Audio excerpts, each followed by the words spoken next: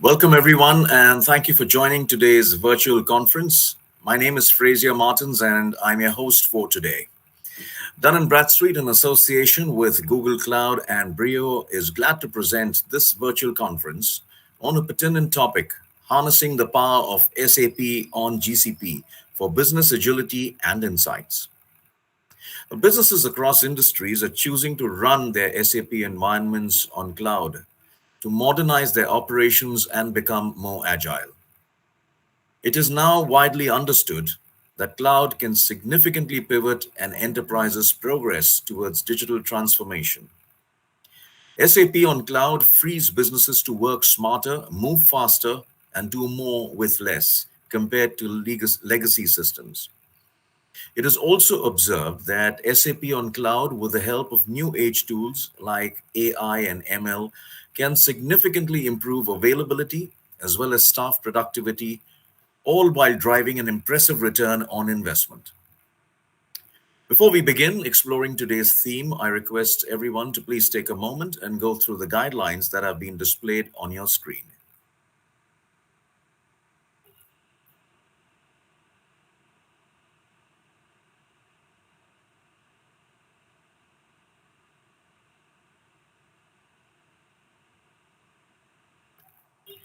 We encourage you to ask more questions in the session.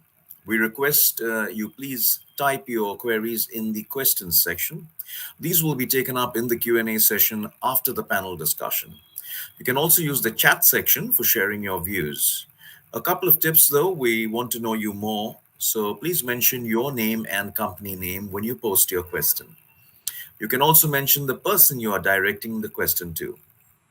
Now, this session is not only about discussions. You have a chance to win exciting prizes by participating in an engaging quiz that we have lined up. We will be running the quiz on menti.com. It is recommended that you use two separate devices, a laptop and your mobile, to join the webinar and participate in the quiz for a better experience.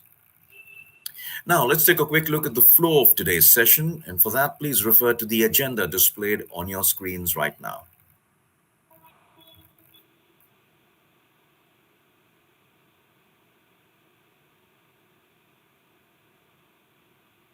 A promising agenda with an eminent lineup of speakers. I would like to take this opportunity to welcome and thank everyone for being a part of this virtual session today. Let's kickstart then with the opening speaker of the day. I would now like to invite Mr. Sri Murugan Veluswamy, Sales Specialist Google, to share his views and set the context for today's discussion. Welcome, Mr. Veluswamy. Over to you. Thanks so much, Frazier. Good afternoon, fellow speakers, panelists, as well as my colleagues from Brio.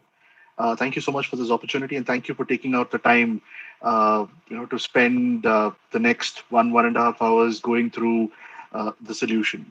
So I'm just going to quickly share my screen. Let me know when you're able to see it. Yes, it should be visible now. Yes, we can see it. Please go ahead. So my name is Sri. I lead SAP on Google Cloud sales for Google Cloud India. I've been with Google now for the last 10 months, 18 years of experience in the IT world, with around 8 years plus spent just in SAP and SAP ecosystem companies. Right? So I'm not really going to get into an introduction of who Google, right? We as Google are, because I think Google is ubiquitous today. All of us use some Google application or the other. There are around 9 applications, consumer-facing, customer-facing, of course, that Google has, which has more than 1 billion users each. You probably start your days with Gmail, watch videos on YouTube, and so on. So we've come to associate the name Google with, able to instantly access content, be it video, audio, be it our files which we've uploaded, right? We've come to associate it with high availability, reliability. We rely, without our knowledge, we rely on Google's analytics, AI and ML capabilities to route us to our destination. That's what's happening behind the scenes when we use Google Maps, right? So that is the same nuts and bolts which goes to our enterprise customers as well. And we've only entered the B2B business rather recently, which is why you will always encounter Google being the new kid on the block as far as the public cloud business and taking it to enterprise customers is concerned. But Google as an organization has been around for a very long time. So who are Google Cloud? So we have a global presence with presence in over 200 countries. We now have a very strong sales force to support customers in every geography, and there's been a 3x expansion. We've had a very healthy revenue growth because customers have just been coming to us in droves because all of us, or all our customers already have experienced Google in some shape. And when they get a chance to put their mission critical workloads as well, they're definitely willing to listen to Google's story. And as far as our infrastructure is concerned, we've exceeded, if not caught up with, the other large hyperscalers around. We have 82 zones in 27 cloud regions today, and we have two in India itself, so that you can have complete data residency, both your DC and DR within India, thanks to our new region in Delhi NCR, which adds to the existing one, which was in Mumbai. So this is a view of our global network. As you can see, we have regions in just about every major city. And we pride ourselves on having true regions for true redundancy. At the end of the day, when you're putting your mission critical information and data, you're trusting Google Cloud to run your business transactions and processes. You want complete peace of mind and redundancy in case something like even a natural disaster or maybe a power failure in just one data center happens. You want to be able to mitigate all those risks. So Google Cloud is the only one that can truly provide you this because each one of our regions, which is a collection of data centers, has at least three zones. Each zone is a data center with its own power, cooling, and security. So we maintain a ratio of at least three zones for every region. We have two regions within the country today, and these are the only two true regions because we have three zones in each, and they're also separated by seismic activity zones. They're not on the same seismic plate. So, God forbid, tomorrow there's a natural disaster, your data is safe with Google Cloud. We've had a very strong history and partnership with SAP right from the word go. From 2017 to 19, from when we brought our first solution offerings to the market, we've always been working hand in hand with SAP. And some of our largest VMs, which are available in the market, and even in India today, 6 TB and 12 TB machines are available only from Google Cloud in the India regions. These are specifically created to run large scale up and scale out instances of SAP S4HANA. And today, all of you would have heard of SAP RISE. We are a key partner, and you would have heard the announcements from SAP's leadership about the increased scope of the partnership with Google Cloud, specifically around RISE. And a startling fact to a lot of you who would not have known this before is we are probably the largest case study for SAP themselves when they go and speak to very large prospects. We've implemented just about every solution from SAP under the sun, and all of it runs on Google Cloud, of course. And SAP uses Google Cloud, right? So when SAP was looking for a partner to help them streamline their processes and help them scale up, they found Google Cloud to be the best partner. We've provisioned an exclusive cloud region for SAP adjacent to their Frankfurt headquarters, where we have 10,000 developers working on developing S4HANA itself. Right?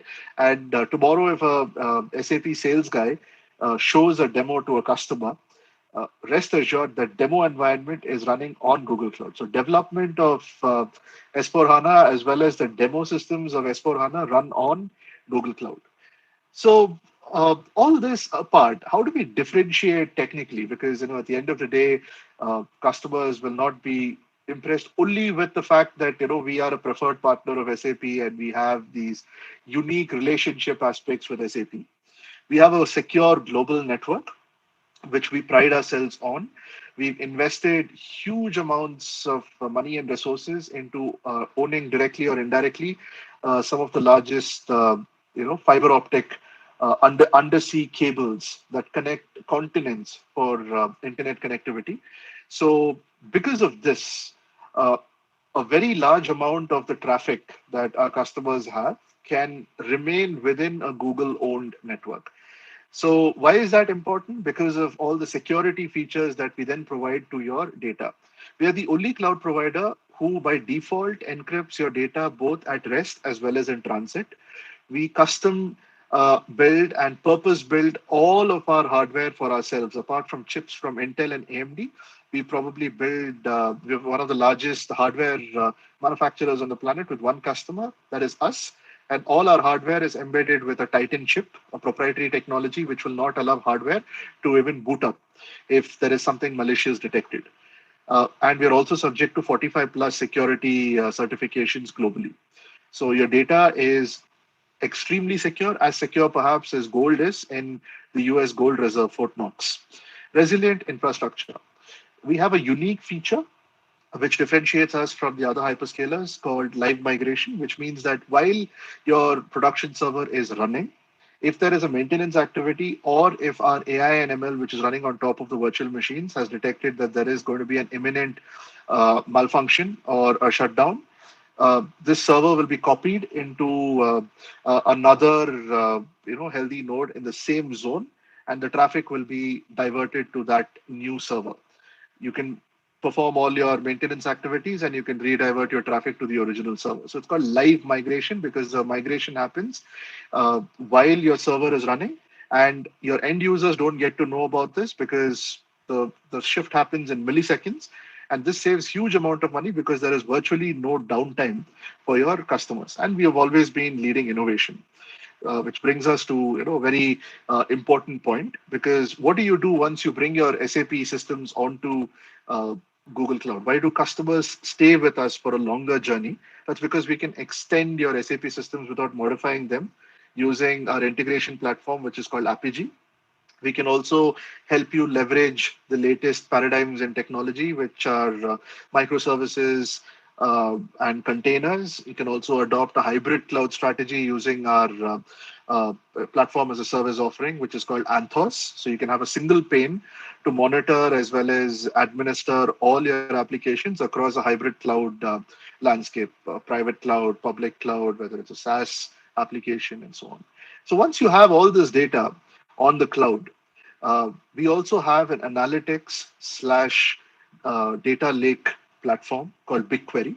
So you can run immense and complex queries using Bigquery on your data to get insights in absolutely no time. And the beauty is that the only knowledge, the skill set required to start gaining insights from this platform is the knowledge of SQL. It's a completely serverless platform, so you don't have to provision for hardware, and you're only charged by the MBs, GBs of data which are being processed in your analytics. Combine this data that you have, which you've captured in your systems of record and in your data lake, combine that with all the data that Google keeps capturing through all its customer touch points, whether it's YouTube or uh, you know uh, Google search or whatnot. Imagine the insights that you can get about your customers and your customers customers, right? That is the power of uh, Google Cloud. Once your data is on the cloud, you can combine SAP data with trend data that we capture, and at the end of the day you can automate your business processes with our AI and ML capabilities. So we also democratize the process of data visualization. We put the power of visualization in the hands of your business users. A business user can very quickly create a report or a dashboard the way he wants it, right? Using our tool called Looker. So the combination of BigQuery and Looker helps you to minimize costs, it reduces your time to value, and gives complete ease of use to your business users. So we've got customers all over the world who have their SAP systems on Google Cloud. They started off their journey with Google Cloud using us as an infrastructure as a service provider, and eventually started using Bigquery. A good example is Home Depot, a do-it-yourself hardware vendor in the US. Customers visiting the stores, especially during Black Friday sales, would find that although inventory showed up in the clerk's database, they could not find that hammer or that toolbox that they were looking for. So there was a massive revamp, and Home Depot was able to do planning at an area, at a store, at a warehouse, at a shelf level. Right? Imagine the complexity, because every single store is different in terms of its customer base, the kind of inventory and merchandise that they stock, the demand patterns, as well as the layout of the store itself. And they were able to solve this using BigQuery. That's the power of BigQuery.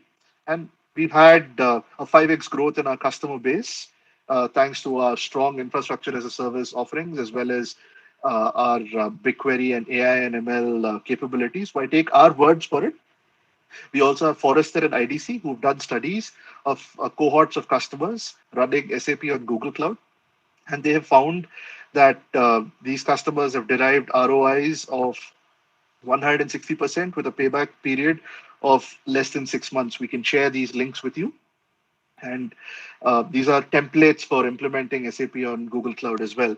And last but not the least, to sweeten the deal and to also give you a nudge to give our customers a nudge to move from status quo to Google Cloud, we also have a promotional offer. So we offer a certain quantum of credits, which is meant to mitigate the cost that you will incur towards implementation services if you have a greenfield implementation or a migration of SAP from your private cloud to Google Cloud. And also the migration services, whatever costs you're incurring, we can offset by giving you credits. So thank you for the opportunity. This is what I wanted to cover. Thank you so much. Back to you, Fraser. Thank you, Mr. Veluswamy. What an informative session that was. I'm sure the participating audience had some key takeaways from your session today. I would now like to invite our next speaker to take forward the session with his presentation. Mr. Abdul Muneem is co-founder, Brio Technologies Private Limited. Welcome, Mr. Muneem. Over to you. Uh, Thanks, Frazier. Good afternoon, everyone. Thanks for your valuable time. Let me just share my screen. Please let me know when my screen is visible. Is my screen visible? Yes, it is. Yes, it is. Please go Yeah. on. Thanks, everyone, for your valuable time today. I was going through one interesting thing, like challenges are great, and so are the opportunities. So in next couple of minutes, I would like to talk about how Brio is engaging with its customers and to address some of these challenges and make most out of these opportunities. So to talk a little bit about Brio, all we do is work with our customers to enable them to transform their IT into a business differentiator rather than just being a support function. So today we are 100% cloud focused company. Cloud is our bread and butter. We started in 2004. Now we are a team of around more than 100 people. So we were very fortunate to be part of Google Cloud ecosystem early on. So we started working with Google around 2008, 2009. And in this last decade, and this was a very significant point in our growth journey. We have witnessed a significant growth year on year. And at Brio, we strongly feel that we follow a principle of preach what you practice. And we want to take this growth story to our customers as well. So in this last 10 years, we were very fortunate to work with thousands of customers, including some of the India's top companies like Infosys, Wipro, Britannia, DTDC, and a lot of digital native companies. To talk about some of the services which we are working with our customers, Uh, One particular thing is infrastructure modernization, be it a data center migration or be it a migration of a business critical workload like SAP. We have all the tools, processes to get you smoothly on cloud. Our engineers are working with our customer engineering teams to help them modernize their applications and help them make it like true cloud native applications by enabling them to adopt modern concepts like serverless containers and microservices, and most importantly, take their DevOps practice to the next level. It's very important for an organization to see that the team is able to deliver features and respond to the markets as early as possible. As Sri was talking about Bigquery, leveraging Bigquery, which is a truly serverless data warehouse from Google, our customers are able to reimagine their business because it helps them uh, get real time insights and reimagine their businesses. Uh, without being constrained by cost, scale, and skills. On the other hand, our customers are able to infuse AI and ML into their business, and every business is unique. With solutions like Auto ML and pre-trained models from Google on vision and language, help our customers to infuse AI and ML and build bespoke applications which are addressing their unique business requirements. On the other hand, they have very small teams to get this done. Uh, we have worked with thousands of customers, helping them adopt enterprise business productivity suite from Google, which is Google Workspace, which includes like email, secure video conferencing, chats, online tools, collaboration, office tools like Docs, Sheets, and much more. This helps teams change the way they get the work done and help them collaborate securely across, anytime, anywhere. Working with hundreds of customers, what we have learned is cloud migration projects are not just an IT project.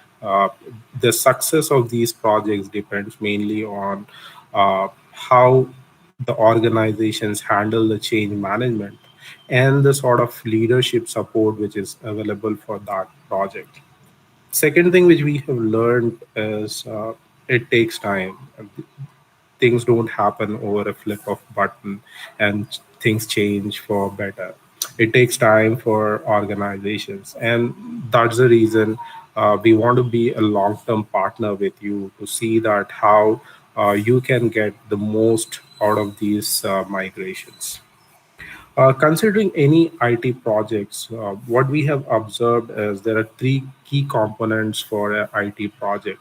And what we have seen mostly is only technology is considered when an IT project is new IT projects come in. And in some rare cases, we find like people are also part of this, the whole transformation process.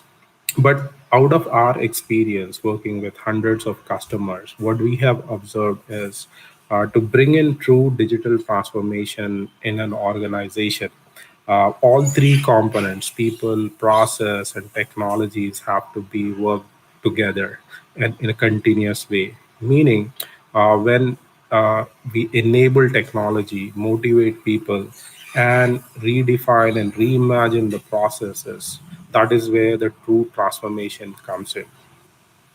As you all aware, like in the last decade, cloud space has exploded and bringing in immense benefits for all the type of organizations.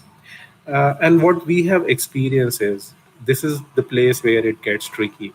The benefits are significant only when the implementations are done right.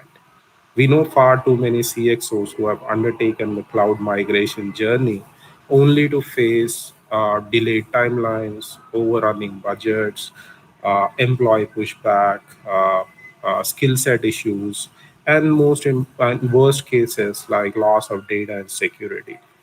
And that is where we feel a partner comes in, because we have worked with hundreds of customers. We have that smooth proven processes, methodologies to get you smoothly on Google Cloud without making any mistakes. And we also help and closely work with your teams to help fast track the adoption of new technologies, because skill set is a great problem. Uh, uh, because what we have seen is companies or organizations have more like their resources have skills mostly on on-prem, or maybe if you're talking about public cloud, it's all about AWS and Azure.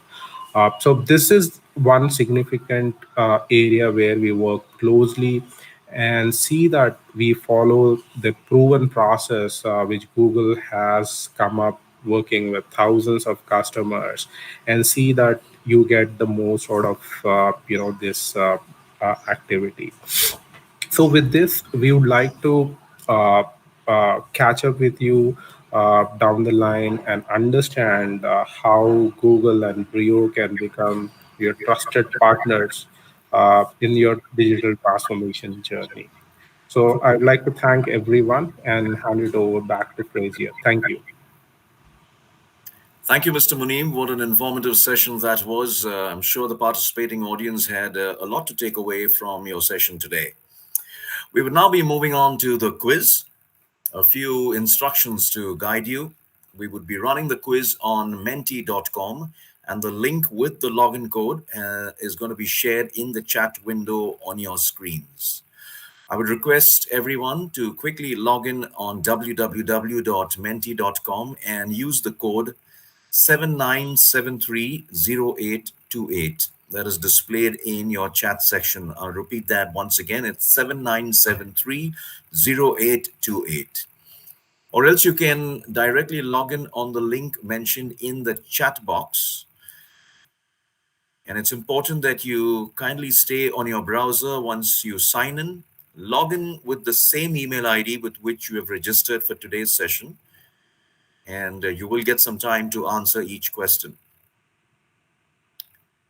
So go ahead and register yourselves. I'm going to read those instructions quickly once again. We're running the quiz on menti.com, and the link with the login code has been shared in the chat window on your screens. I request everyone to quickly join in, log in on www.menti.com and use the code 79730828 that is visible in your chat section. Or else you can directly log in on the link mentioned in the chat box. Kindly stay on the browser once you've signed in, and please log in with the same email ID with which you have registered for today's session. You will get sufficient time to answer each question. We're hoping everyone has joined in, so we're going to begin with this interesting quiz shortly.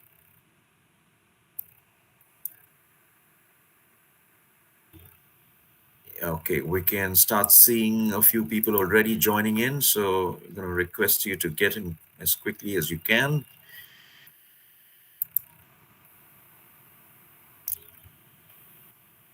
Seven nine seven three zero eight two eight. That's the code.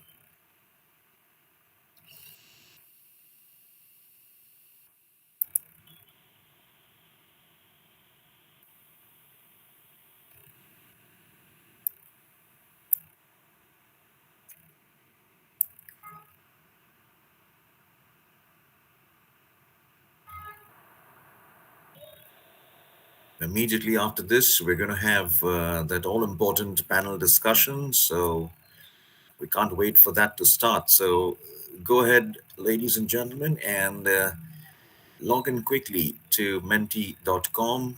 Use the code 79730828.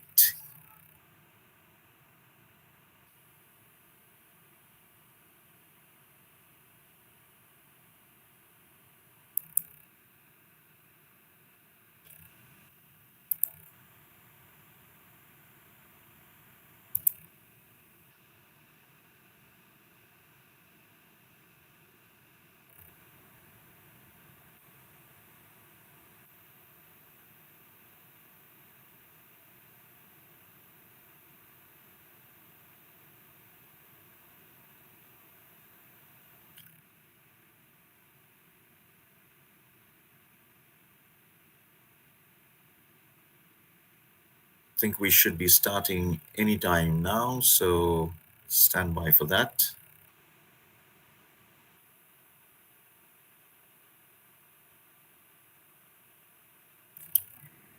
Okay, I think we're ready to go, and you should be seeing that very soon. There it is.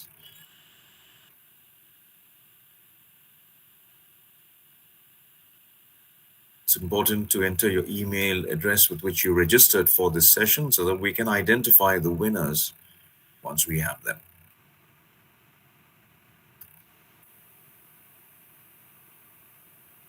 Okay, that's your first question coming up out of the 6. And the faster you answer, the more points you get. That's the way it works on menti.com. What is a hybrid cloud? That's your first question. And your answer is there. Blend of public and private cloud services with the orchestration between them. A cloud service deployed across multiple offices or locations. A blend of private cloud and legacy on-premises hardware. None of the above. Time's up. And what do we have? Okay, the first option's got 4 people answering, and that seems to be the right answer. Congratulations to all those who answered that one. Going into question 2 of 6. And there it is. True or false, enterprises can physically ship their data to some public cloud providers to upload that data into the cloud. Time started. Your options, true or false.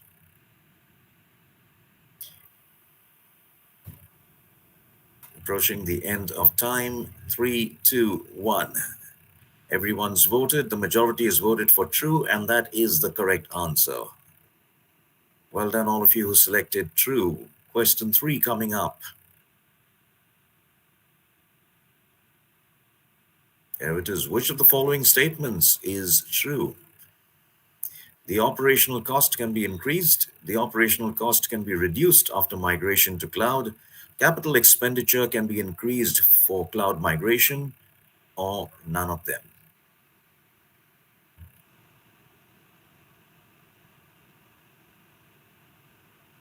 End of time on question 3, and clearly 5 of you, the majority, have voted for operational costs can be reduced after migration to cloud. Well done. Here's question 4 out of 6. Applications using managed cloud storage are dash as a service, web service, infrastructure, platform, service, all of the mentioned.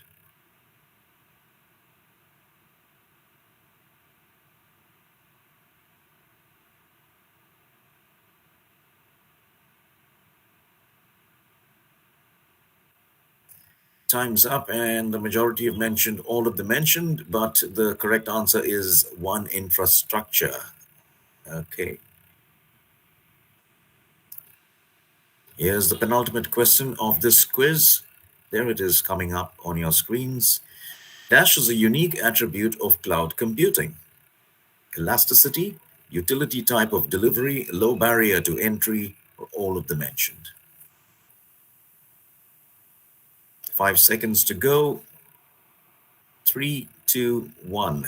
Time's up. And what do we have? All of the mentioned is the correct answer.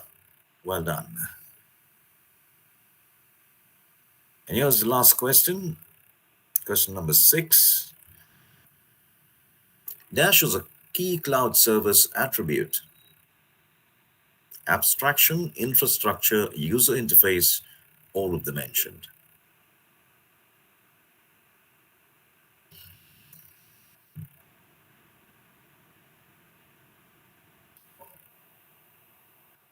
It's time, and all of the mentioned has the majority, but the correct answer is infrastructure, which 2 of you got right. So well done. And we're going to see those results being tabulated. And there you are. Congratulations, Watson. You seem to be the winner, and you will hear from us very soon. Well done. All right, let's move now to the most awaited knowledge sharing and interactive session, the panel discussion.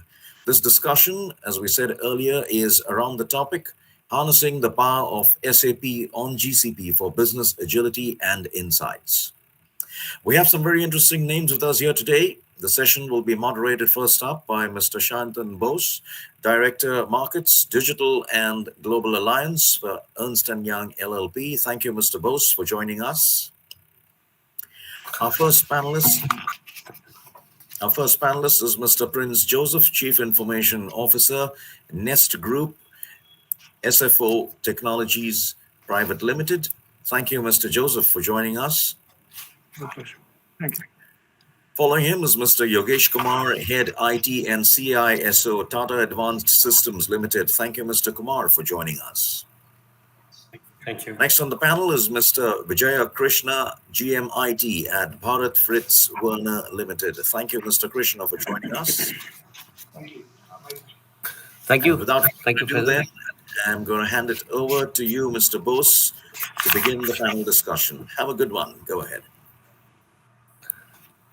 Thank you, Fraser, and a very warm welcome to all of you. And it's been a privilege to host an eminent panel today of this virtual conference along with Brio and Google Cloud. So I would ask start this discussion right away because we have some limited time. So my first question will be to to Mr. Joseph, Yogesh, and Vijay Krishna, all three of you. I think you can give your view to this one, and then we'll move on. So my question will be, how can an enterprise modernize their operation to become more agile? Now we are changing the entire landscape from on-premise to cloud. Lot of things happening in the entire world. There's a lot of digital transformation happening, a lot of business transformation happening. So I wanted to know your views, starting from Mr. Joseph, from you. How can an enterprise modernize their operation to become more agile? Right. Thank you, everyone. Right now, there's a short answer to that question. And the answer would be embark on a digital transformation program. So, but the thing is, that is just so much on a high level that literally it's at 30,000 feet where the clouds are.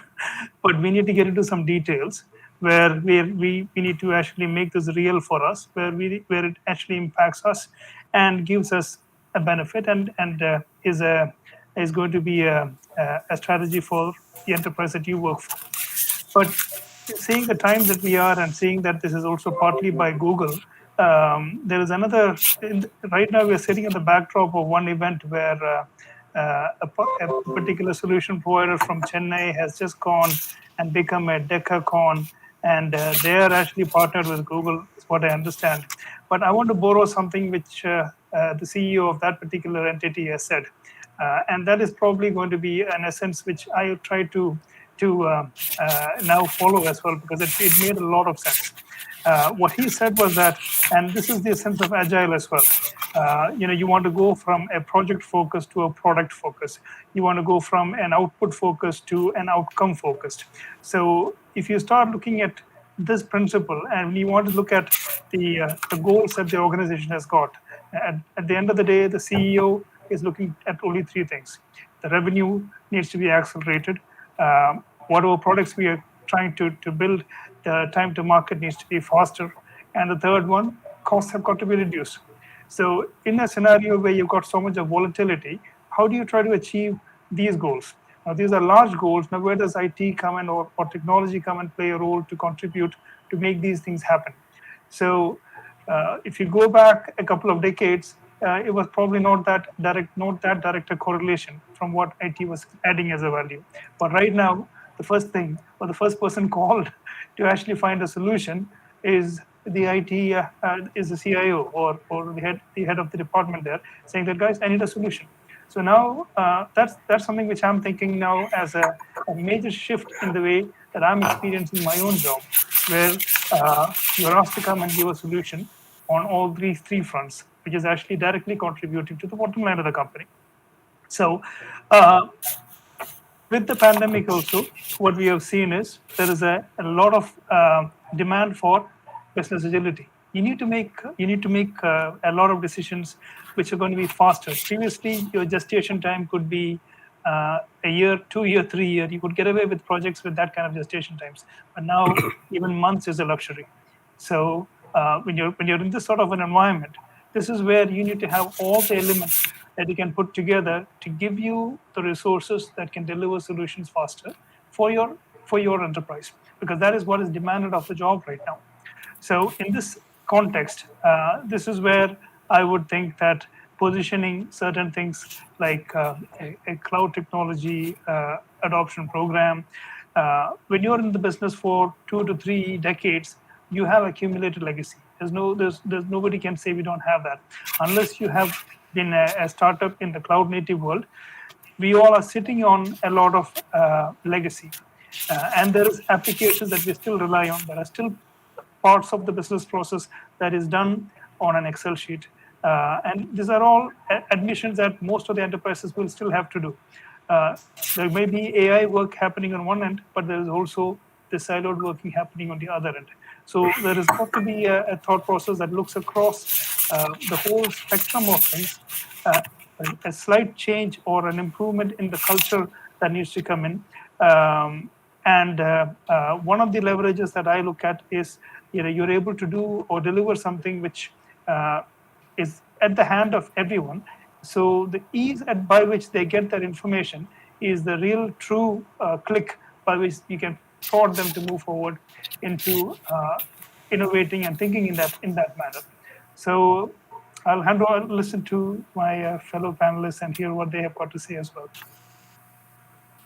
Yeah, Yogesh, what's your thought on this? I mean, do you agree with Joseph here? And I would like to. Yeah, definitely. I agree with Joseph, and I want to add a few more points into it. So, when Sure. you say modernize the IT infrastructure, so there is nothing that a golden bullet works for all. So, any solution which is working in one of the organization can work for the other one. So, first is the assessment of the maturity of the organization, to what level we are. As is, assessment is very important, at what level, and then accordingly we should take action, whether we have to implement uh, 10 solutions altogether or one solution at a time. That depends on the overall digital transformation maturity of the organization, right? So, modernization comes with a term that digitalization or digital transformation overall. So, digital transformation is required for the entire function, not only for IT, right? So, the entire company, business stakeholders must be involved. What are the risks? What are the orders in hand? What is our business visibility? So all those things, all those factors must be studied well. Then a action must be taken. Then we can take this transformation journey step by step. We will evaluate what kind of solutions we need to implement, what are the business problems that we are going to solve, what are the risks associated with that, what is the expenditure that we are going to have. So all are important.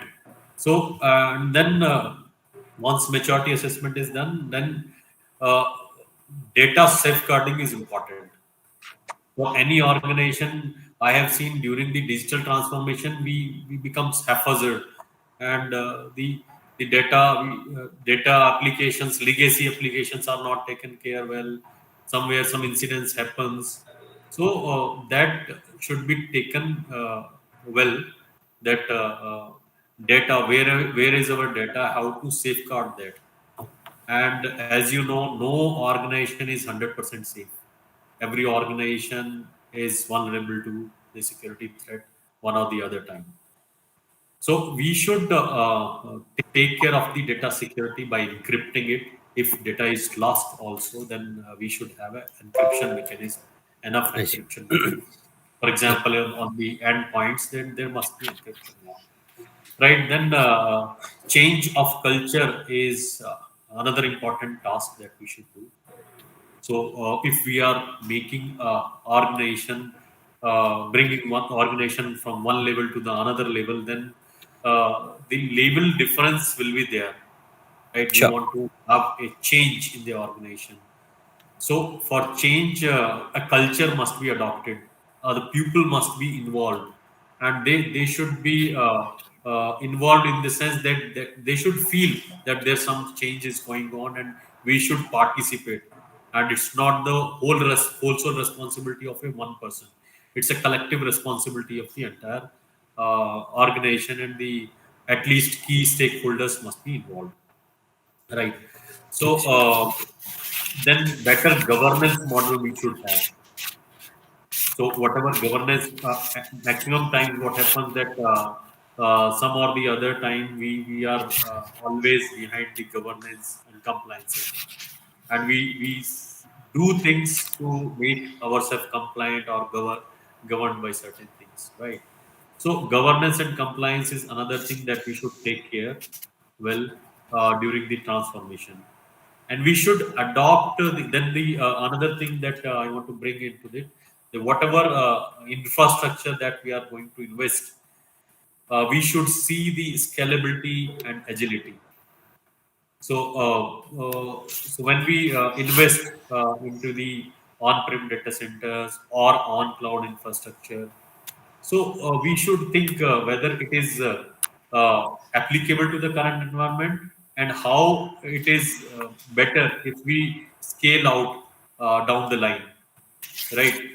Whether it will support, not support. Sometimes a business wants, let's say, during pandemic situation we faced, all of us we faced that the organization suddenly needed a surge in the demand, right? Number of systems, number of connections, work from home, blah blah. So for that, we need to assess whether what kind of solution we should have either on premise or onto the cloud, based on again compliance. Let's say defense is there, so defense cannot go onto the cloud. So then we have to have certain mechanism how we can scale it up, right? Sure. So, and DR is also the important part. Whenever we have a infrastructure assessment, then DR must be considered as an important factor, right? We modernize everything, we take it to the next level. But what happens suddenly if we get some disaster into place, and everything is screwed up? So we must have a DR strategy first, right? So there are a couple of things Yeah. that we want to bring into the yeah. I think it's very valid point. Data security and DR and all those things. I think very relevant point, Yogesh. And so so I'll come to Vijaya Krishna. I think Vijaya, I mean, you have been in the industry for so long. I mean, 28 years of experience, and you have seen actual SAP ECC6 and HANA deployment in various organizations. And Yogesh just mentioned about their digital transformation also. So I would just like to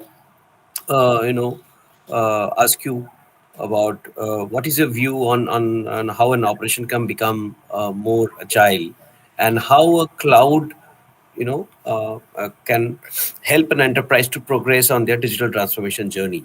So it's a journey, right? And then now, so I would like to seek your views on this. Uh, I'm sure you will have a huge experience from your past deployments of the ERPs on the cloud and on premise both. Yeah, thank you. Vijay. Thanks. It's a very interesting question. Actually, I would say more than agility, I would say, IT, one of the days we are only wearing the technology hat. Literally, we have to throw it out. We have to wear our business hat more often now to see that the organization changes or the challenges coming into the business side. To do that more, we have to free up because the time and resources are limited. We have to free up, and I would say we have to consume everything as service, not just cloud. Actually, see, we have to keep thinking what can be literally outsourced so that we can focus more on business. If we are keep on like suppose running my server room and keep on thinking about that way, I'll be more worried about whether it's on, whether it's up, whether it's all functioning properly, whether it's secure. Those things I'll be keep on. I mean, so I'll not be able to contribute to my business because I can outsource these things so that I can focus. But other way around, it's not possible. I cannot ask the cloud provider or somebody else to give me business ideas to my management. So I would say the user experience. I'm talking about our internal user experience. To enhance that, we have to offshore the whole thing. Like go for a cloud provider or an infrastructure provider for or a DC and DR as a service, consume it as a service, and remove the server room from your organization. I would say it should be only a network room. A internet pipe has to come and terminate. The users are connected securely with the firewall and all. Then the whole, if you start thinking from that perspective, the whole thing will change. I would say. I'm just sharing my previous example experience. In 2013, I'm talking about we implemented a suite on HANA. It was APJ's first HANA, but that box never came to our office. It went to a proper cloud infra actually straight away. And it happened so in 2015 we had Chennai floods. Nobody predicted that. But the whole office was flooded, but everybody has to work from home or work from other regions because of the proper maintenance of the DC and DR. This we cannot able to provide. Actually, if we are keep thinking or keep working on business, keeping the lights on, it is endless. So we have experts like the other team, like our partners. So we have to trust, we have to engage them more, and they are always ahead on technology. So we have to adopt, embrace the technology. So we can be very agile and quick to do react things, or we have to be proactive also. So we can focus on business more and more, giving all these headaches to cloud service providers. So this way, I would say not only agility, our end user experience, the experience I'm talking about, our it could be a data entry operator or it could be a CEO. It can be seamlessly. We can increase their experience, and we keep challenging ourselves to do better, rather than doing the mundane tasks or repeated tasks, which can be easily outsourced. This is my view. I would say. Yeah, absolutely. I think fully agree with you, Vijay, on this. I think Yogesh also had mentioned a very valid point. Like, what I also feel is that before choosing a particular technology, people process is also very very important nowadays, and you need to have your process in place. And before you choose a particular technology, either it's an ERP or a cloud or anything. So I have two questions coming now. If some organization has to choose a right ERP solution, like be it an SAP, S4 HANA. So what are the benefits of choosing an SAP, particularly SAP ERP to the cloud? What is the benefit of transition of an SAP to ERP, SAP ERP to the cloud? And also there are few technologies which nowadays mostly all the organizations want to take a benefit out of those technologies, which is AI, ML, analytics, and all. So, so what benefits do we see this technology can bring in when we put our ERP on the cloud? So actually, those technology can help the business, or it is more to accelerate the entire business transformation. Like there is some business transformation already going on into that particular organization, and then how this AI, ML, or analytics can help those transformation journey to those particular enterprises. So I just like to probably want to know Vijaya or Yogesh. Anyone can Yogesh, you and Yeah. Vijay can answer this. I mean, Okay. May I or want to add? Yeah. yeah, sure. Please go ahead. Please go ahead. Yeah. Yeah. Okay. So when you say on cloud technology, so everybody says that data is new oil, right? Data is the only thing that everybody producing and everybody consuming.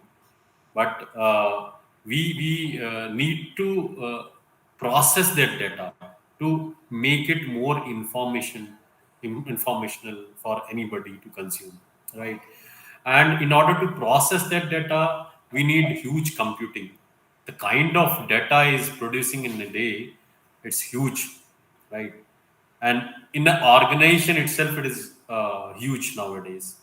So when we want to process that data, we need huge computing, and huge computing, affording that huge computing inside, it becomes very, very difficult and very costly. So upfront, I see whether we are adopting right now or later on, by some or the other day, every organization has to go onto the cloud. They can't afford the computing. And nowadays, also we can see there are more and more advantage by adopting cloud as a technology. Okay, because whatever dashboards, informations, we can get it from the processing of large amount of data with AI ML, using AI ML. It cannot be done inside, right? So I can single line, I can say if data is new oil, then the cloud is the technology to process it, right? So if cloud is the technology, then whether it is a SAP or any other, so we definitely need a cloud to process that data. In enterprise, you have seen there are hindrance to adopt SAP HANA because it has lot of cost involved. SAP in-memory computing has come. So whatever RAM you were taking that those days, now it has come to the entire memory itself, SSD based, right?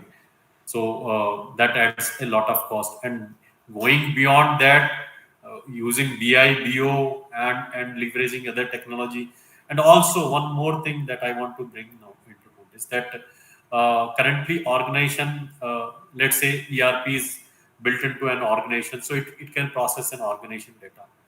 But what if they get some information from the world, how world is moving? For example, let's say SAP Ariba, we had seen one feature.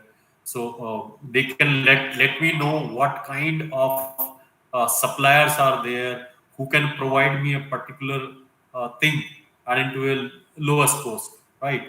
What is the lowest timeline I can get, or the cost I can get, and the quality I can get. So lot of things that a cloud can provide to us if we collaborate it across the world rather than into the same industry. And across the same industry, let's say there is a manufacturing industry. So what is happening across the industry, across the world in manufacturing? So that kind of data we can get only from the cloud if there is some common processing. So not qualitative, at least we can get quantitative what is happening. So we cannot be, due to the privacy concern, we cannot give the specific data to a particular organization. But definitely we can give a trend that this is the trend going on and this is how you can optimize your infrastructure or your cost overall. Right. So these are few things that I wanted to bring to notice. So to start from where Yogesh left, actually, we are an engineering organization, and machine tools are company. Each and every machine of us producing tons of data. So as Yogesh was saying, data is the new oil. We want to leverage it.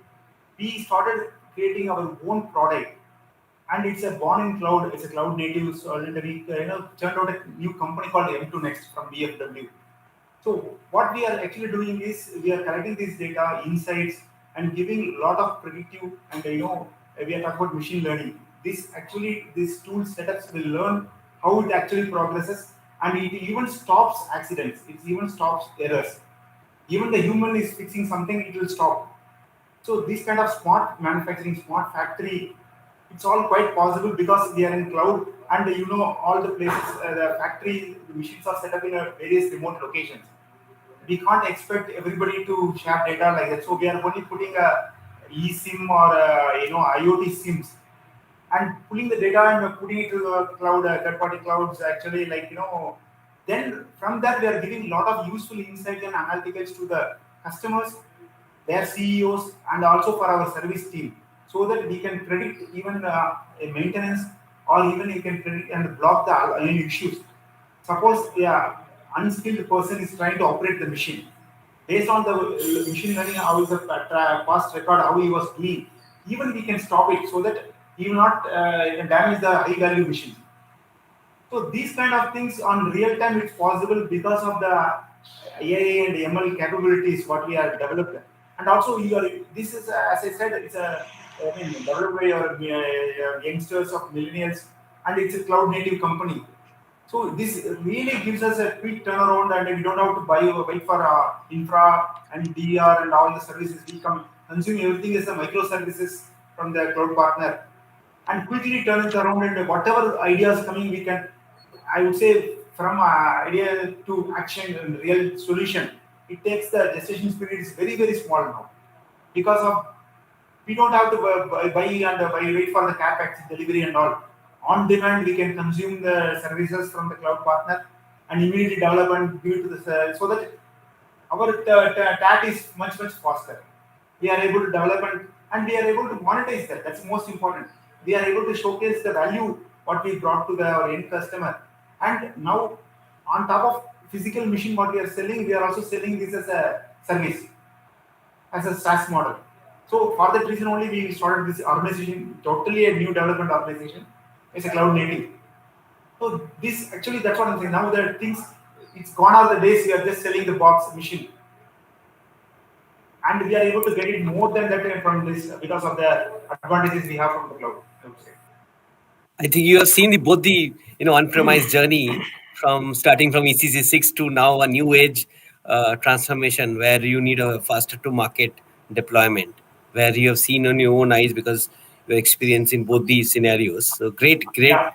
So no more journey, Vijaya. inside. It's only a network hub, I would say.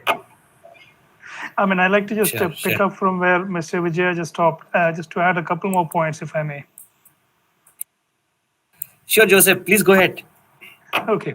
See, right now, like you said, as I was listening, to me, one of the biggest benefits that I have seen is in that whole exercise of creating a lot of business resilience.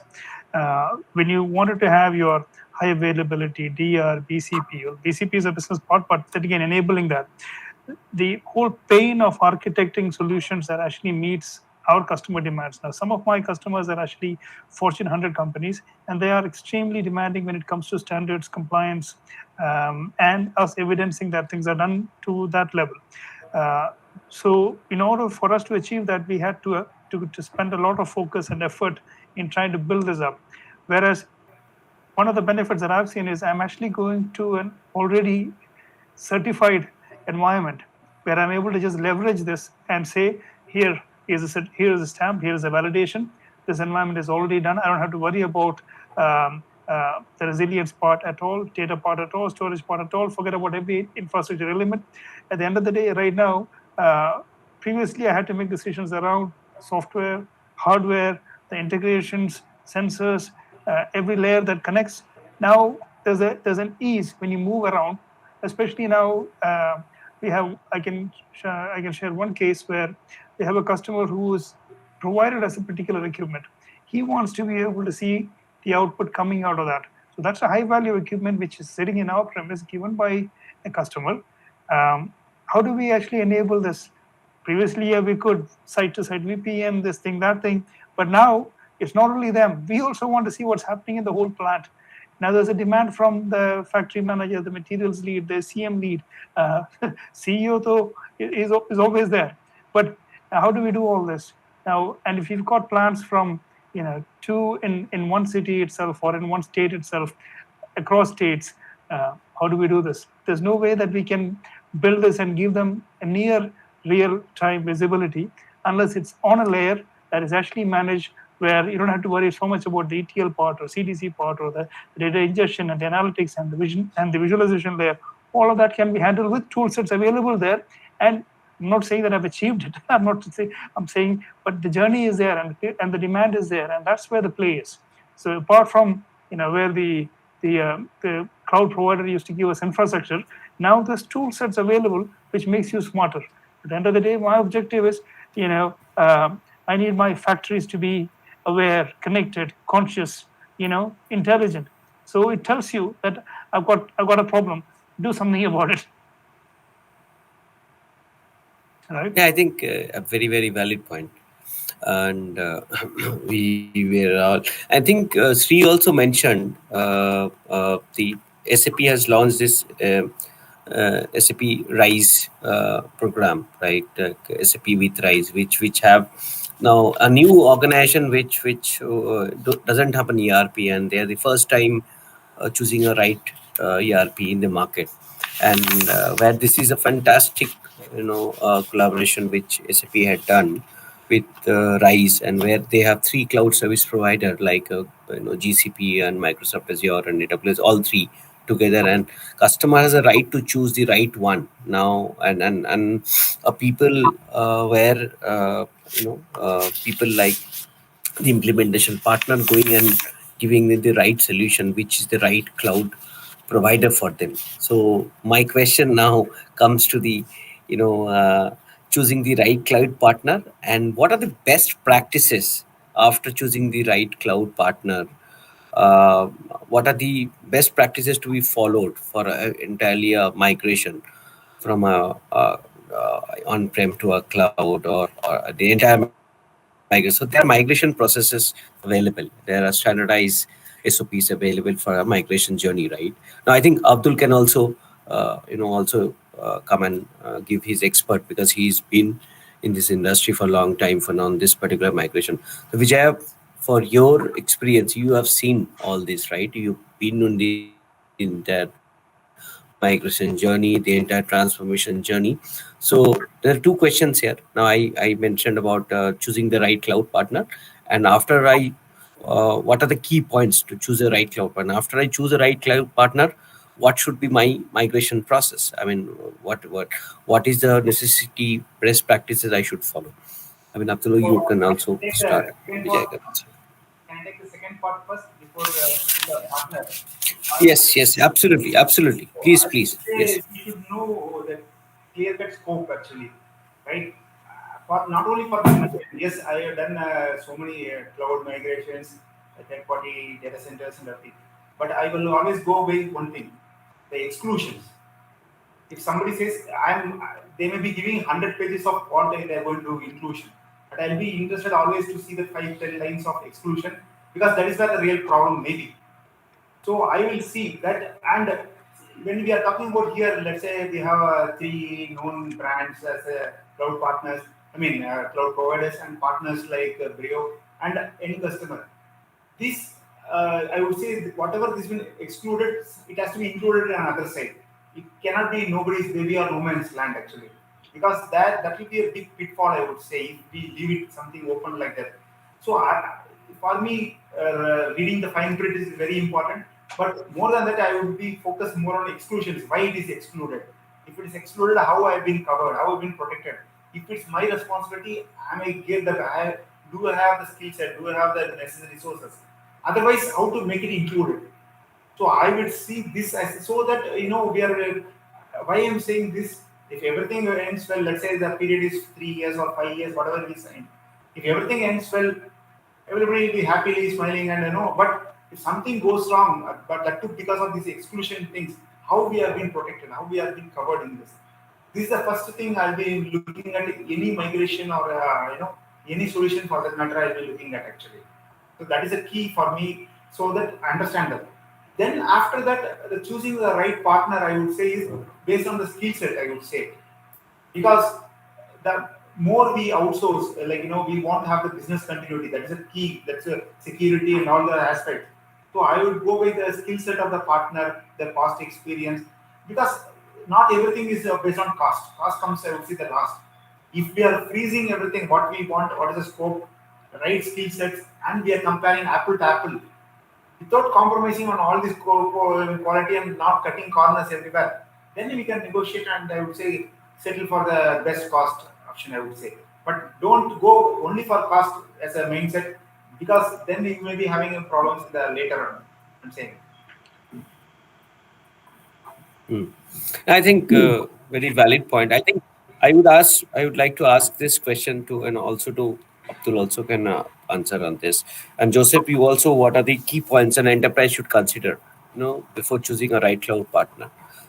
So in my view, it is the people and processing also comes very important when an organization is going to choosing a right cloud partner. But I would just like to ask Joseph, you, Abdul, and Yogesh, your probably a 1 minute or 2 minute consideration on this particular. This is very very important. Organizers seeking help on choosing the right cloud partner, and if you can also put a one-liner on what are the best practices that organizations should follow. If they have to migrate, if they're an on-prem infrastructure they have and they want to migrate to a cloud service provider, what are the best practices they should follow? I mean, one line from Right. Abdul, Joseph, and Yogesh. But Please. see, for me, when there is a very little differentiation that you can really tell between the hyperscalers, when it comes down to the your relationships, your strategic partnerships that is already in place, and you want to leverage that. See, at the end of the day, if you're playing music on a Bose system or a Harman Kardon system or a Blockpunk system, and if the guy, it all sounds the same to him, then you need to actually be going with somebody who gives you an advice. So in my case, where I lean towards is I'm going to have to have a trusted ecosystem available with me, and I'm going to go with the gut feel of what they say, because I know they will be with me, they will be there to support me in this journey. So you can't go very wrong, except that in this matter, suddenly I would just probably lean on the relationship that I have and build on it. Yeah, thank you, Abdul, Yogesh. I would leave it to Yogesh and I'll take it last. Okay. Yogesh, please. No worries. So thanks for that. So from my standpoint, uh, cloud, when we are moving to the cloud, there are few things that we need to definitely consider. First, what we are going to host, what are our business objective, what are our technical objectives onto that, what we want to achieve. We should have a clear cut strategy towards that, right? Are we moving legacy application? Are we moving new application? Are we there in between? So unless and until we assess that properly, our cloud journey may miserably fail, right? So then what are the business model that we are looking for? What are the responses or SLAs we want from the cloud service partner? So is depending on the business model we have or business operations we have, is it 24 cross 7 working, or we can afford a 9 cross 5 only? So everything adds to a cost. So we need to correctly assess whether we need that model or some different model. Then expertise and the skill sets required. So let's say some workload we want to bring it to the cloud, right? So do we have right expertise there or not? Are we having some challenges onto that? And if we are migrating one cloud to the another cloud, are there any interoperability challenge? How migration can take care? What are the tools required to migrate? Are we losing the data, or are we adding something, or the what are the formats that we have for the data? So that all are important from the migration perspective. So and the security is again a very big concern for any of the organizations. So many a times we choose the technology, we choose the scalability and the ability to process it, but we leave out the security part, and we always assume that it is a cloud, so there is a inbuilt security into it. This is definitely a concern for all of us. And when somebody gets compromised, some data is leaked out, the cloud service provider simply raise hand, boss, you have not service or adopted service, How can I provide that service? Right. So we should be very clear on that. What is our objective? What kind of security we want? How we want to protect our data? To whom should we give the access? And are we do we want that access to be given to the cloud service provider or not? What kind of admin rights are they having, or we have? Sometimes uh, practically I have seen that partners have credentials on admin side, and we lose on the compliance side. Then the once auditor comes into the picture, he will just simply that, who is this person? You have given so many rights, but is he supposed to do something? No, but by default is there, or the cloud service provider itself is there as the admin. So we should be very sure what kind of controls we need to give to and whom, right? So these are the few things that I want to really to be noticed for regarding choosing the cloud service provider.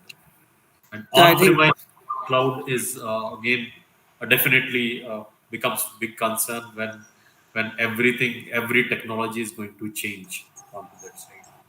absolutely, absolutely. I think we have seen all this. You know, 2019 end and 2020 onwards, we have seen a pandemic which has actually taken the world over, and the business continuity is very critical and very relevant question now, in this time. And we all now taking any decision for any enterprise now, the business continuity is very critical. And so I would come to this last question now. How can a cloud service provider help on the business continuity if we go for an SAP or any other ERP in that sense? How can a cloud help on this business continuity? So Joseph, Vijaya, and again you guys, you can also answer. So this is the last question, so after that we'll open the forum for a question answer session. So Joseph, you can start, and then Vijaya, you can take this.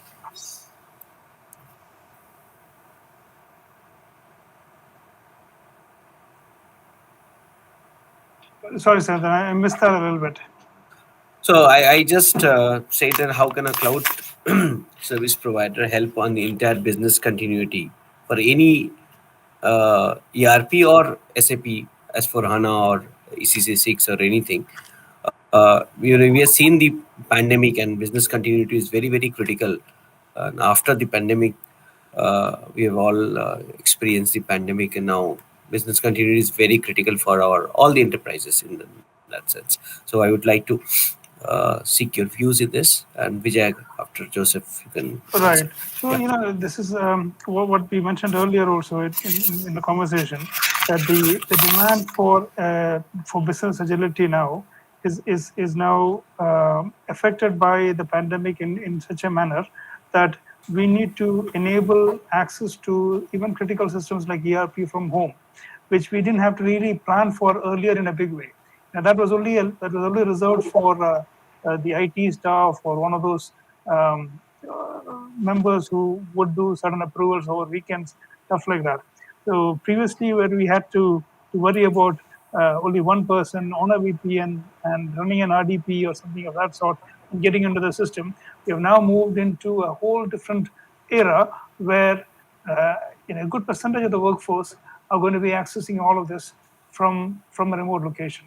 Now, how do you actually ensure that this works, that the internet pipes are not really a bottleneck, performance is actually acceptable, and there is some semblance of business continuity, which actually means that you get back into a new normal after going through that learning curve. So, what typically would have taken months or a year or two of POC and trials and whatnot, we actually navigated that probably in 40 days or 45 days, and we were able to get to a state where we stopped talking about performance, access, and all that stuff, and it was more around now how do you make this mature? How do you make this stable? Now, how do you make this more business as usual? And like Yogesh also mentioned about, then the focus shifts from you got IT policies in place, governance steps in place, but there was never a big section that says if you're going to be using or accessing this data from a remote location, here is a policy to refer. And those are all things that we had to actually update and say, well, there's a few things to be aware of. And then exercises and steps along those lines had to be initiated so that you complete the loop on that front. And the biggest one was, I think, and this is actually quite positive for India, the whole mobile internet technology was actually available to literally everybody. Secondly, our cloud provider plus the service partners that we worked with, without worrying about POs and payments, they were quite ready to give many of these services so that you're able to get onto that platform and without having to worry about payment for 3 months, 6 months. And then once you actually navigated that phase, you're confident that this is working and we don't want to get out of this. So those are some of the things that I experienced when I was going through this this phase and the struggle that we faced last year.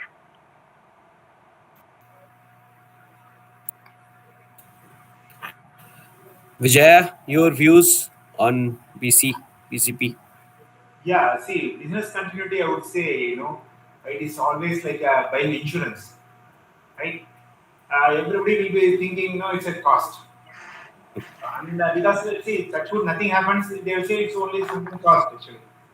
But then if you approach the management, see, okay, they will approve for the primary, okay, because that's the only way you are going to use it. You can justify this is my SAPs in case of you are measuring for SAP. This is my load I need. This much compute I need. Everything we can justify the cost. But if I say, okay, we need a DR actually, then we literally buying 50% of the primary cost. No management will easily approve it because they will always think this guy is buying it because of for his peace of mind. That is the CEO's peace of mind. Okay, I can quickly recover. But the cloud service providers now what actually made the differentiator I would say is we can get the DR, it's a business continuity, now it's a fraction of the cost. I can get it on demand, and just I need actually replicate it on a storage, and the storage cost is much lower nowadays. I can get it at that, and whenever I need, I can for a drill purpose, I can always bring it up and show to the auditors and the board, and even for a long term, if I want to do it on demand, I can get the compute. So that it won't actually really pinch the pockets, and the management will not feel for it. But at the same time, we have to ensure that lights are on the business continuity. Actually, the cloud providers really is a boon for us. Actually, so that we are able to get the best what we want. At the same time, it is not actually hitting the budgets, and management is signing with a lot of curses and curse words for us. So it's a best of both for us. Management also happy. We are also no technically we are safe. It's better for the industry, I think. It's Yeah, it's a boon for the industry. it's really Yeah, boon for industry. Actually, yeah. gone are the days we have to literally spend 50% of the DC cost in DR. Even if you factor that and do it, suppose in case of a DR situation, if the resources, suppose it's taking more time, let's say whatever reason you are not able to bring the primary up in within stipulated time, it takes 1 month. The users will not be able to satisfy the users. But in the cloud providers, I can, it's okay, I need for 1 month or 2 months, I want the whole compute, what I am actually having in primary. Same thing, I can get it on demand, I can buy it. Once my primary is done, I can scale it down also. So this I this elasticity gives me tremendous power. So at the end of the day, I would say I will go back to my initial words, the user experience. So that it remains same for me whether I'm running the whole SAP primary, which is our own hardware, or maybe bought in again as a service, and the DR. It doesn't make any difference to the end user. For them, the transactions are happening seamlessly. But for us, it makes a lot of difference. I cannot buy identical boxes or identical services, for we will not know when it will start. It may not even happen. So management will say that way. But for us, we don't know. It can, like a pandemic, it can happen anytime, unexpectedly. So I would say it's a great advantage we have a cloud service provider providing the business continuity tools. Thank you. I think uh, I before I end this session, anyone wants to speak? You have any views before I end this session and go to the question answer part? Anybody? Yogesh, Joseph, Abdul? I sort of have a question for Yogesh Yeah, sure. because we're just having very small like only 5 minutes left. So you talked about a very important point about culture, right? So it's a joint responsibility that the whole digital transformation happens at a company level, not at a department level. So, what do you think is important to drive such a initiative across the organization? So, Abdul, any digital transformation activity, again, I will say that it cannot be driven by a single person. It requires involvement of the key stakeholders, or at least, or the entire company, whomsoever is affected. So let's say, for example, SAP. So SAP to SAP HANA, or some other platform to SAP HANA. It's a complete transformation. It's not like that only single person will be affected in the entire company. So first, educating, spreading awareness is very important. What you are going to do, you should be very clear, and how your end users will be affected, and how they will be affected, right? And if they are affected, let's say they are doing some work right now in SAP ECC, and you are just going for SAP HANA, what is the change that you are assessing that it will come to an application, and how end user will be affected from that, what he is supposed to do, right? And what HH, what is his head of the department is supposed to uh, drive. Let's say you say that, please give me one person from each department, right? So generally, typically, what we do while making a SAP team, we pick out one key person from each department who has well understanding on that process, right? So we take that, and we form a team, and that becomes a change agent into his department, right? Train the trainer concept we bring. So we cannot train the entire company together. Let's say 10,000 employees are there, so it becomes very difficult, or let's say impossible task onto that side, or it will take so much time that the entire things is gone for a toss. So we have to think on those things where change can become easy for the organization. So, for example, I'll quote one example. When computers were brought into the world, so the entire banking industry raised hand. We cannot go for a change. Our jobs will be lost, right? So, similarly, when you go for an automation, there is a fear in the mind that once automation will come, or once robotic will come into the picture, or AI ML technology will come into the picture, my job will be lost.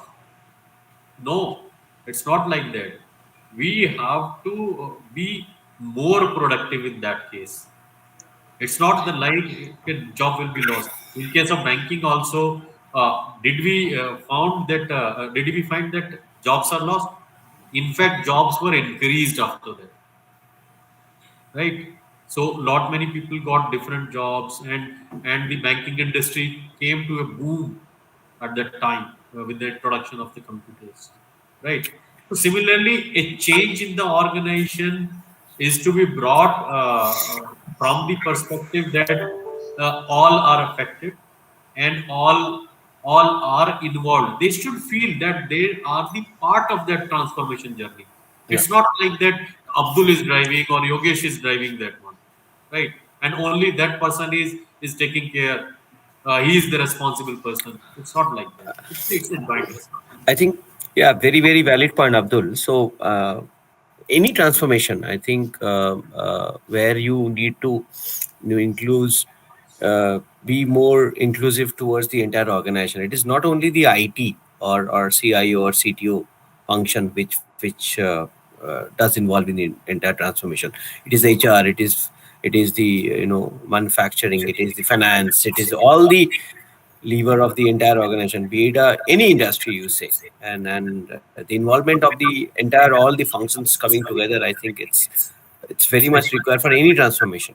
And what are we going to achieve with those transformation is the big question. And it's a journey actually. And then we start those journey with different phases. I think we are uh, mostly we are over with the all the discussions. I would request for the question answer if there is any questions, and I would like to our panelists to answer those. Yeah, thank you, Mr. Bose, for so wonderfully weaving together that panel discussion. We'll quickly move on to our Q&A section. And I see that we have a good number of questions from our audiences for the Q&A session. Having a problem of plenty is never a problem, they say. So if you haven't yet shared your questions, please share your questions in the Q&A section present at the bottom of your screen. I'm going to quickly take the few that have come in. This one says, we are into the manufacturing industry. If we think of moving our current on-prem workloads to cloud, what are the advantages? Who would like to take that?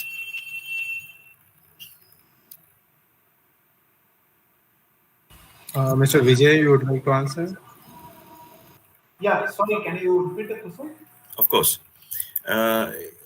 It says we are into the manufacturing industry. If we think of moving our current on-prem workloads to cloud, what are the advantages? See, the first thing is I would say, I'm also, 28 years in manufacturing industry only. So with that experience, I would say, at the end of the day, it's most critical thing I would say is, doing anything first time or one time is very easy. Sustaining it is very critical. Suppose, for example, I'm saying if it's in on-prem, I have a server room. The server room will be okay. I'll be having IT resources, everything. But will it be covered and pooled by us? Yes, our own team, maintenance team will be doing it. If suppose something happens, like on a holiday, I'm in Bangalore and you have Dasara is a major thing, 10 days holidays, nobody is there to support. And if something goes wrong, then it's a problem with me only. IT head will have all the issues. But I cannot demand, I cannot demand SLA from my own team members. Like, at the end of the worst case, what I can do, I can go and tell the CEO that, the maintenance head is having a problem. But he will also be reporting to him. It won't work that way actually. Say one excuse they will give, and the next time it will not happen. They will say some story, but it will become our headache to bring it back everything as before the issue. So ideally, I would say, as I was saying earlier also, we should not have the server room business because we are not there. It is not our bread and butter. I cannot demand SLAs from my own team. So ideally, I would say I would give it to the third party, demand and have a very good agreement with all SLAs of uptime and everything, so that you can provide your internal customers safely. And instead of fighting, it is a fault of power, it's a fault of AC, the servers crashed and all those stories. We don't have to fight like that actually. Ideally, give it to a proper server. Third party cloud provider or a data center provider, leverage it, then consume that as a service and provide the service to your own internal customers. Ideally, I would say, so it's a no-brainer. You have to go for it. I would say, convert your server room into a network hub. That's all. Okay. Thank you. The next question says, if we move to cloud, the cost is very high comparatively. So why should we move? Prince, you would like to take that?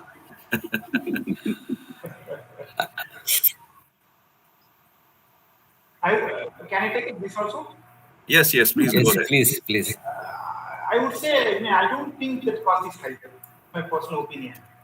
Okay, it's all about negotiations, and you have plenty of options. There is no monopoly. Nobody is putting a gun on your head to sign for it. Actually, I would say if you work out properly and read the fine print and put it everything, it will OPEX, and it's OPEX model. Any finance day will really love it actually. And stuff, and it's always on demand. You can always increase or decrease the workload based on the business level. I would say if somebody asks for that cloud compute, you can justify with the business benefit. No management will say no to it. I would say. I don't think it's. I mean, I don't know how it's again a relative or a perception actually, but I don't think we can definitely explore that. I don't think it's a cost. It will be lost and drugs. That's why I said you please check all the quality and your exclusions, everything. Once that is being freezed, you know what you really want, what's your objective. Then you have options, plenty of options. Either GCP or any other partners, you can always talk to them and negotiate. Actually, I don't think it's a big deal. I'd like to just add a couple of things to that, because what the gentleman or lady put across is actually a concern, because they might have done some calculations, or they might have seen the numbers and put it together and said, if I need all these resources, the cost is going to be here. And we've also gone through that phase where we said, you know what, I'm going to be able to buy all this if I have my cloud cost for 2 years. Why don't I just go for capex because I can own it, etc., etc. We've gone through that phase, but the mature thing is, once you come to a point, you should figure out that what is the best value that I can bring to this organization. Is it to worry more about infrastructure and all these elements? Secondly, second part of it is while you move to the cloud, it's not like all your headache is gone. Uh, there is still a management element which still resides with you. If you're going to be careless, your cost is going to be going through the roof, and you will pay for it. And that risk is there in the cloud. So you need to make sure that your cloud management is actually done with enough care and sanity, and you're monitoring that. That is very critical. Absolutely. If that is done, then you would be able to justify your business case and show the ROI and get the other benefits that the cloud is going to be bringing. So there's a cloud TCO advisory, which various companies, including us, also we do, where we do a business value based TCO comparison with on-prem and cloud, and then depending on the different business applications and requirement of the client, we do the TCO comparison. And I just like to add one point here. It's not always about cost. It's about what business would need and what's important. It could be compliance. It could be how you want to stay ahead of the competition. It's not always the cost which matters. Those are the other. There are a lot of other things which are very critical. Maybe security. Maybe competition, maybe turnaround time, maybe user experience, or how fast you are able to decide things. As someone was saying, like, once is sort of a luxury now, so we have to make decisions in days, and business continuity. So all these things are also important, and of course cost is also important, which can be optimized, having a right approach, involving the right people, so you're not burning your pockets at the same time. Okay. This question, I think, might be related to whatever has just been discussed, but I'll read it for whatever it's worth. It says, we have heavily invested in our current on-prem systems, so why should we consider moving to the cloud? Would someone like to take that? I think they have, the fellow person has invested in that data center. I'll just take this.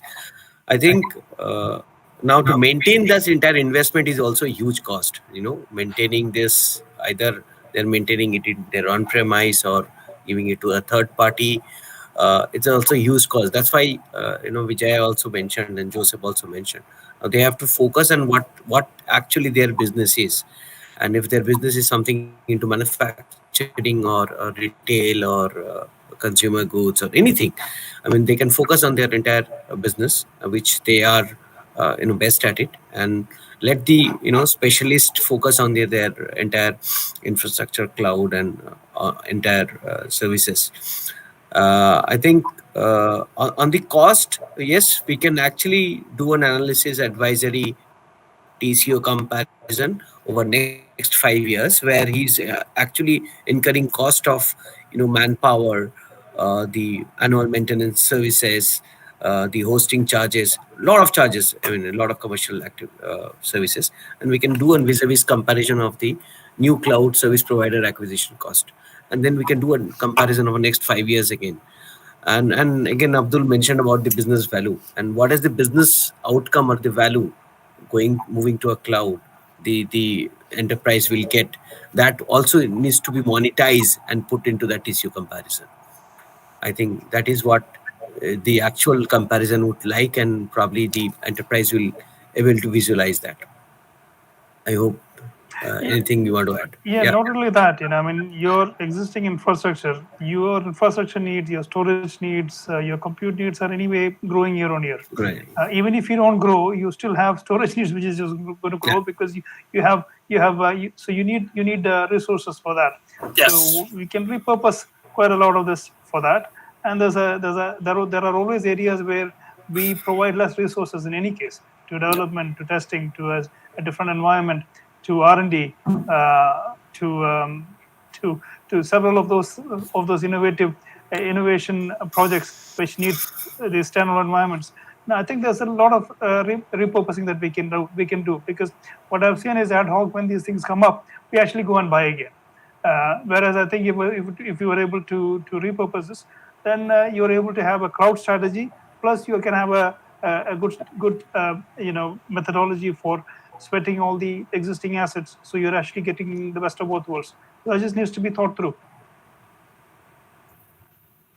Right. Thank you, gentlemen, for so wonderfully answering all those relevant questions raised by our attendees. Truly valuable takeaways from this session. For paucity of time, we'll have to cut it short here itself. With this, we bring today's virtual conference to a close. Today's session wouldn't have been a success without the active participation of all our esteemed speakers, panelists, and delegates. I would like to thank each one of you for taking your time out and being a part of this virtual conference today. A special thanks to Google Cloud and Brio for their support to this initiative, without whom this conference wouldn't have been possible. Thank you once again, ladies and gentlemen. It was great to be in your company this afternoon. Take care, everyone, and stay safe. Thank you. Thank you. Bye. Take care. Have a great day. Bye. Yeah, thank you, everyone.